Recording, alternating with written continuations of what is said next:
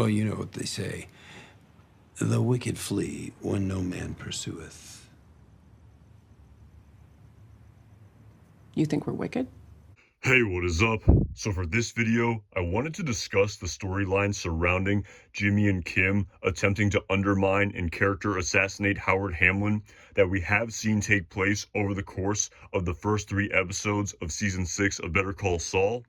Now, while I discussed the first stage of their plan against Howard of painting him as a cocaine user with the help of the Kettlemans in the first 2 episodes of Season 6 in a previous video, I now wanted to take a look at the apparent next stage of their plan that was presented to us in the 3rd episode of Season 6 entitled Rock and Hard Place, that based on the sneak peek scene that was also recently released, will continue in the 4th episode of Season 6 entitled Hit and Run as part of the storyline.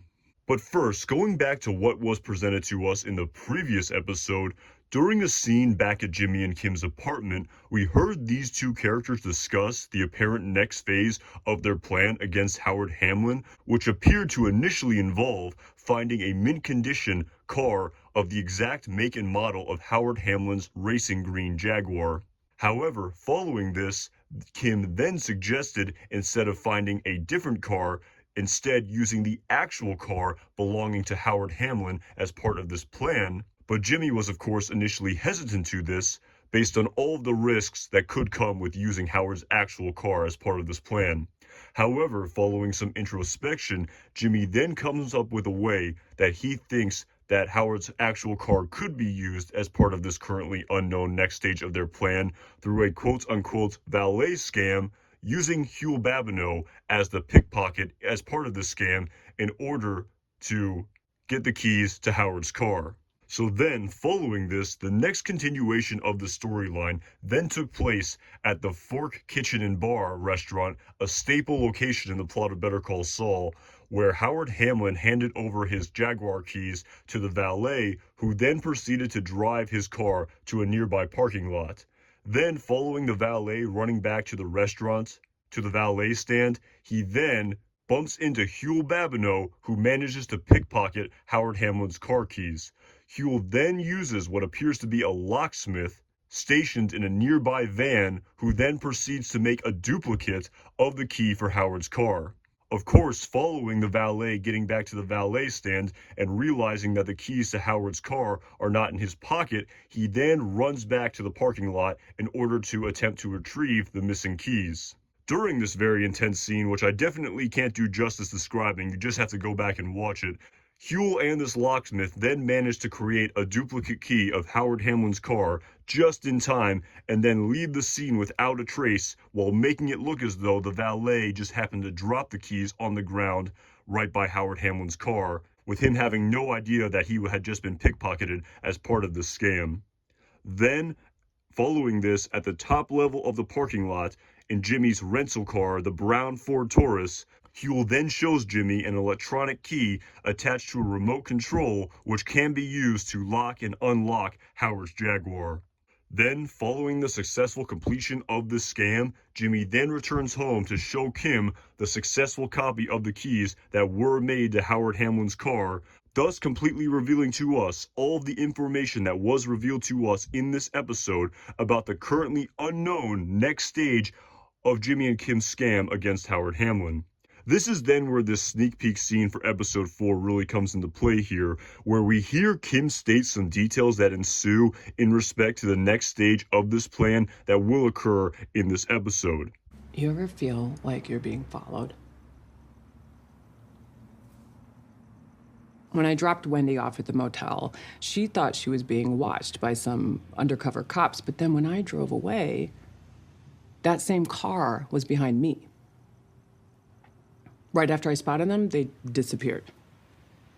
And so while there's a lot to unpack here in this sneak peek scene, but first just sticking with the actual potential plot details of their plan that were displayed to us in this dialogue by Kim Wexler, due to the fact that Kim mentions the character Wendy here in this scene, I think we can safely say with pretty much absolute certainty that this Wendy that Kim is referring to is the exact same character Wendy that we first saw in the plot of Breaking Bad all the way back in season 1.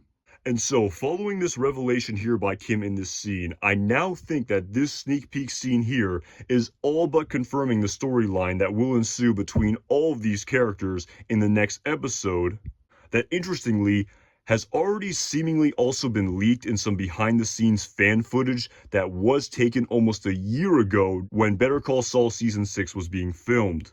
So now I'm going to take a look at this behind-the-scenes fan footage that will likely contain many details here from this storyline in the next episode or episodes to come, so major spoiler alert here for anyone who does not want to see these details revealed beforehand. But anyway, now getting into it, the first video we can see here appears to be Jimmy McGill, aka Saul Goodman, dressed as Howard Hamlin, with this now pretty much being confirmed to be Howard Hamlin's exact car, his Jaguar, outside of the Crystal Palace, another staple location from the plot of Breaking Bad. In this video, we can see Jimmy honking the horn of Howard's car somewhat violently here in my interpretation of this scene. But overall, it doesn't really show too many spoilers in the way of what exact storyline is going to happen in this upcoming episode. Now, the second video here of this behind-the-scenes filming of Season 6 of Better Call Saul definitely appears to contain a much bigger spoiler here, as we can pretty much definitely see the character Wendy as well as Saul Goodman dressed as Howard Hamlin in this behind-the-scenes fan footage. But of course, following the release of this sneak peek scene where the character Wendy is mentioned by name by Kim Wexler, I would say that this is now not as big of a spoiler compared to before this sneak peek scene was released. And finally, the third and final behind-the-scenes fan footage that I have seen that was leaked prior to this upcoming episode over a year ago is then another close-up shot of Saul dressed as Howard Hamlin here at the Crystal Palace as well. And while we cannot know with absolute certainty what the plan is here for Jimmy and Kim as part of this long con against Howard Hamlin that has been taking place over the course of this season so far, if I was to absolutely speculate here, as I'm now going to do, I would say that as part of the next stage of this plan against Howard Hamlin, after the first part of this scam, painting him as a cocaine user, I think the next stage now has something to do with Jimmy dressing exactly like Howard Hamlin while also being in possession of his exact car to maybe look like from a distance that this is actually Howard Hamlin at the shady motel, maybe trying to solicit a prostitute here, or maybe Jimmy making it look as though Howard Hamlin is trying to score some cocaine here as well as solicit a prostitute. And so maybe as part of this ruse, Kim will then make it so Clifford Maine happens to be driving by his car right when this event is taking place. So it looks like to Clifford Maine that this really is Howard Hamlin at the location of the Crystal Palace with his car with the vanity license plates of Namaste here and all.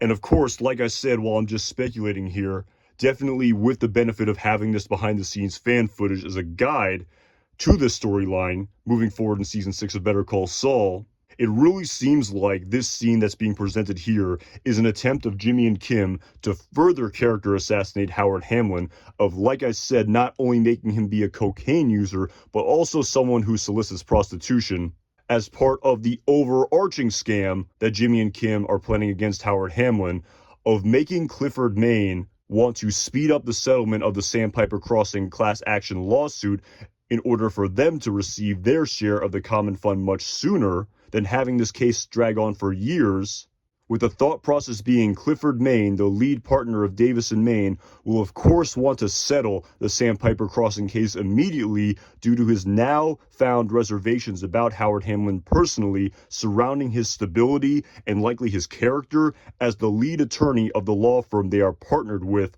on this multi-million-dollar class action lawsuit.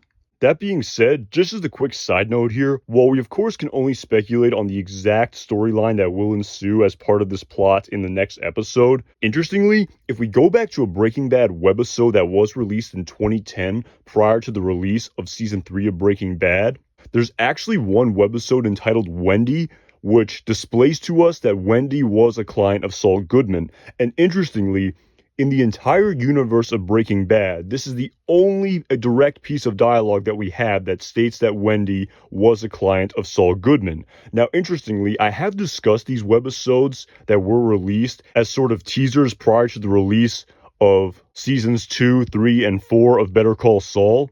and how the canon of the dialogue in these teasers could factor into the plot of Better Call Saul.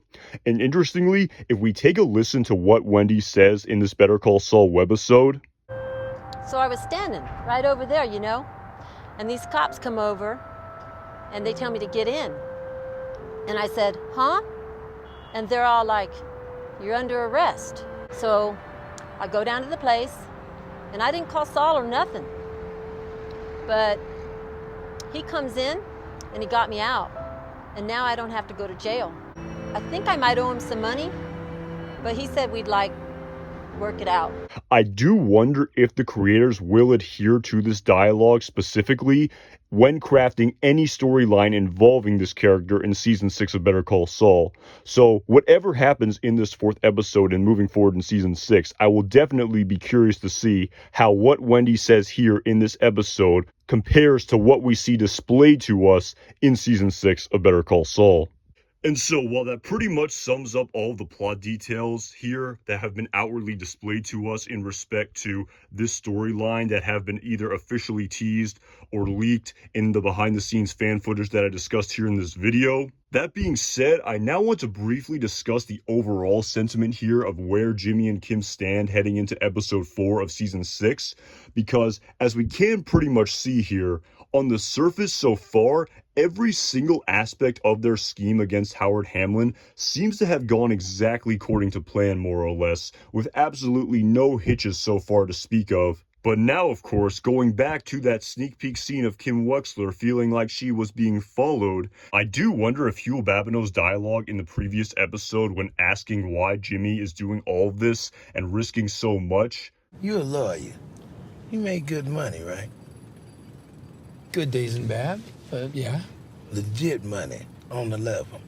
Yeah, so? Your wife's a lawyer? A legit lawyer. Yeah. Why you do all this? May come into play following Kim thinking that she is being followed, as this risk that Hugh Babineau is alluding to may come into play starting in the next episode. And while Jimmy did allude to Huel that in the big picture, the reason why they are doing all of this is going to help a lot of people, as Kim stated. I know from the outside this looks like just another scam, but you're not seeing the bigger picture. A couple months from now, there are people whose lives are going to be way better because of this. We're making a real difference. Trust me. We're doing the Lord's work here. If you say so. In the season 5 finale of Better Call Saul, of using this money from the Sandpiper Crossing settlement to open up a pro bono practice to help people and provide them with legal support usually only afforded to millionaires. Despite all of this, I do wonder if the Greek parable of Icarus could apply here to the storyline of Jimmy and/or Kim maybe pushing things a little bit too close to the proverbial sun, and I do wonder if whoever is following them at the end of episode 2, who Kim also appears to potentially confront in episode 4 in this scene that was teased to us prior to Monday's episode, will end up legally burning, likely Kim based on the backstory of Breaking Bad, and may make Kim reconsider the fact that the ends will justify any means that they will use to get there. All of which is rampant speculation, of course, but I can't wait to see what unfolds on Monday. Alright, that is all I really got for you guys on this one. As always, major shout out to everyone who watches and comments on my videos. I really appreciate it. Also really appreciate everyone who has subscribed to this channel as well. I've really enjoyed making these videos about season 6 of Better Call Saul, and I really appreciate the fact that a lot of people out there really enjoy watching them. And as always, my name is Anton Jackson. Thank you again so much for watching this video.